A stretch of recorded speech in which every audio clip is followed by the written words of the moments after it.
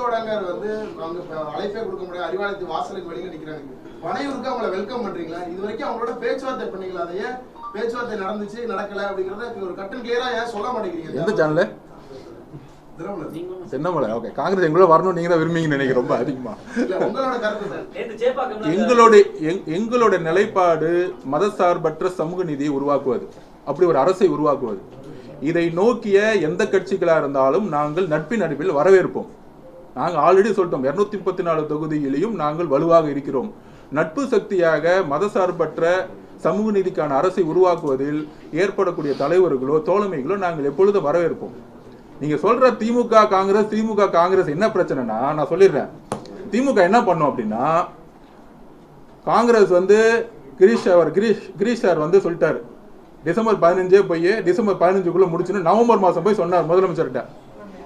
அப்ப காங்கிரஸ் மேல ஒரு மரியாதை இருந்தா, மதசார்பற்ற கூட்டணின்னு சொல்லுவாங்க, தலைவர்கள் மேல மரியாதை இருந்தா, இல்ல இந்த கூட்டணி வந்து இணைப்புல ஒரு உறவுல நம்பிக்கை இருந்தா அடுத்த நாளே குழுவை போட்டுடலாம். அவங்களுக்கு தான் இந்த உறவு மேல நம்பிக்கை இல்லையே. தொண்டர்கள்லாம் வேற பக்கம் போயிட்டாங்க. யார் பக்கம் போயிட்டாங்கன்னா எங்க பக்கம் வந்துட்டாங்க ஆல்ரெடி.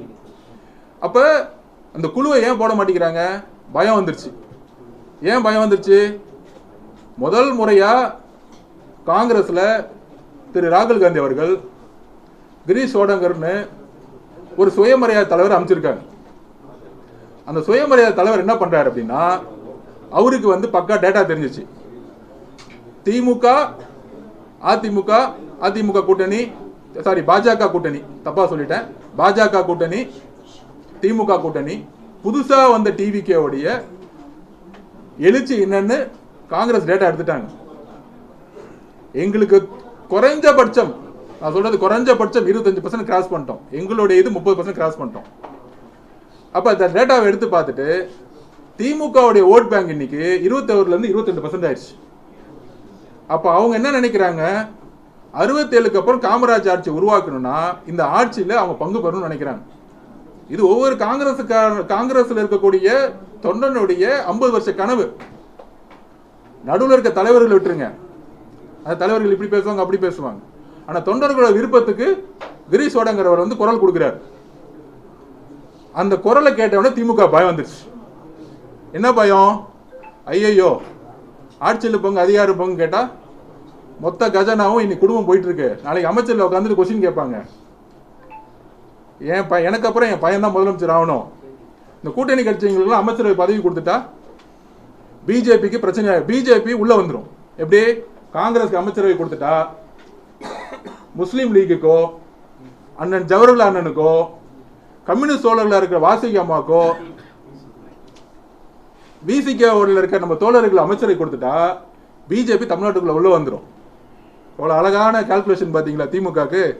40 வருஷமா களத்தில் இருக்கக்கூடிய தோழமை கட்சிகள், இவங்களை முதலமைச்சராகிற கட்சிகளுக்கு அமைச்சரவையில் அமைச்சர் கொடுத்துட்டா பிஜேபி உள்ள வந்துடும். அதனால என்ன சொல்லிட்டாங்க, உடனே அக்கா கனிமொழி அமைச்சு கிரீஷ் சோடங்கரை மாத்திருங்க. ஏன்னா அவர் வந்து எங்களுக்கு வந்து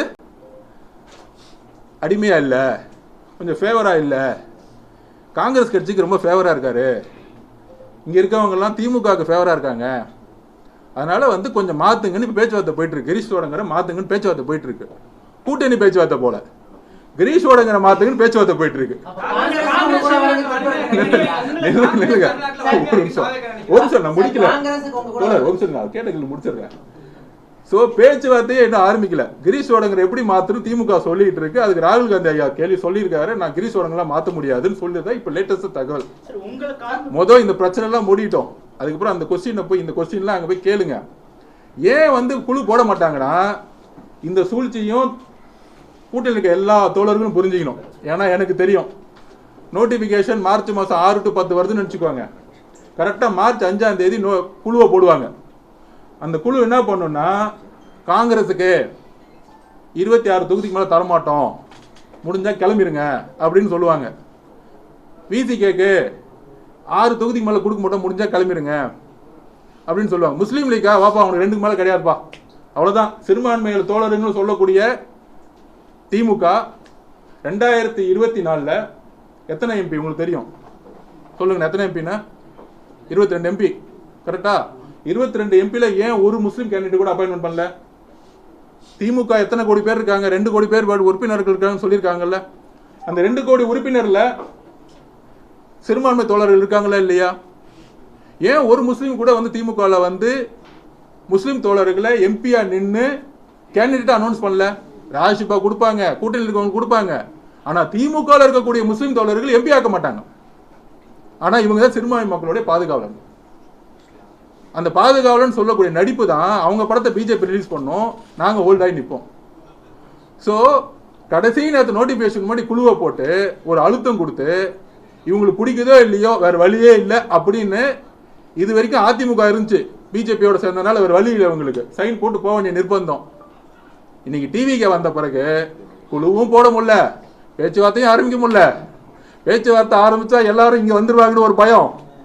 முதல் முறையா திமுகவுடைய வீக்னஸ் இங்கதான் தெரியுது. இந்த 10 வருஷம் திமுக கூட்டணி கட்சி தலைவராக இருக்க மு க ஸ்டாலினோட பயம் எங்க இருக்குன்னா, ஒரு பேச்சுவார்த்தை கூட குழு போறது கூட பயந்துட்டு இருக்காரு பாத்தீங்களா? இங்கதான் இந்த கூட்டணியோட வலு இழந்துருச்சு. அதனால நாங்க 234 தொகுதி ஜெயிப்போம் நாங்க சொல்றோம்.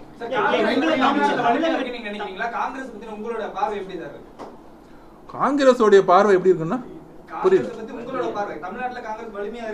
திருப்பி சொல்றேன், எங்களுடைய நீதி சமூக நீதி மதச்சார்பின்மைக்கான கட்சி. காங்கிரஸும் சரி, கம்யூனிஸ்ட் தோழர்களும் சரி, விசிக தோழர்களும் சரி, தமிழ்நாட்டில் மத சார்பின்மைக்கும் சமூக நீதி பார்வைக்கும் அவங்களுடைய உழைப்பை கொடுத்துட்டு இருக்காங்க. எங்களுடைய நிலைப்பாடும் அவங்களுடைய நிலைப்பாடும் கொள்கைகள் பெரிய வித்தியாசம் கிடையாது. இல்ல ஐப்பத்திகளா கொஸ்டின் கேட்க வேண்டாம். முதல் வந்து நான் சொல்றேன், முதல் திமுக குழு போடட்டும். அவங்க இன்னும் திமுக அது வந்து அவங்க வந்தா ஏத்துறீங்கிறது வந்து ஒரு டாமினேட் கொஸ்டின் என்ன பொறுத்த வரைக்கும். முதல் திமுக கூட்டணியில் இருக்கவங்க அறிவாலயம் கதையை கொஞ்சம் ஓபன் பண்ணி பூட்டி வைக்காம குழுவை போட்டு அவங்களை கொஞ்சம் கேட்ல இருந்து உள்ள கூட்டிட்டு போய் உட்கார வச்சு பேச்சுவார்த்தை நடத்துங்கிறது என்னுடைய வேண்டுகோள். அவ்வளவுதான்.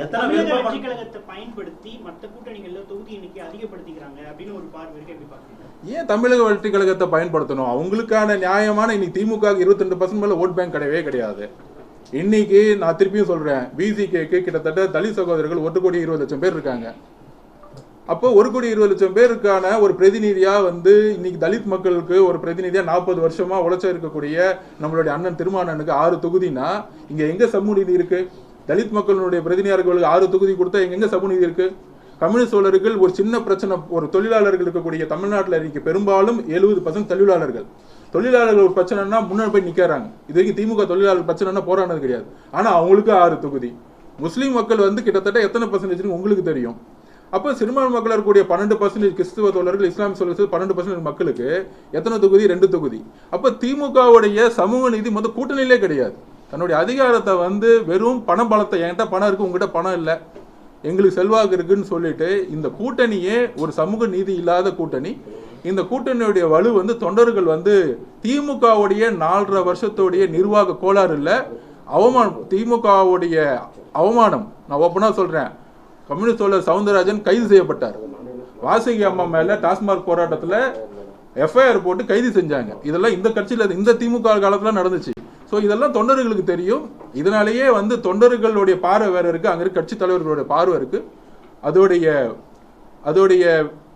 அதோடைய முன்னேற்றம் தான் டிவிகேவுடைய மிகப்பெரிய முன்னேற்றமா நான் பாக்குறேன். அரசியல் கணக்கு உண்டா சார்? ஆந்திர முன்னாள் முதல்வர் ஜெகன்மோகன் ரெட்டியை வந்து நேத்து ஒரு திருமண நிகழ்ச்சியில வந்து விஜய் பார்த்தாங்க. அதுல எது அரசியல் கணக்கு இருக்கா?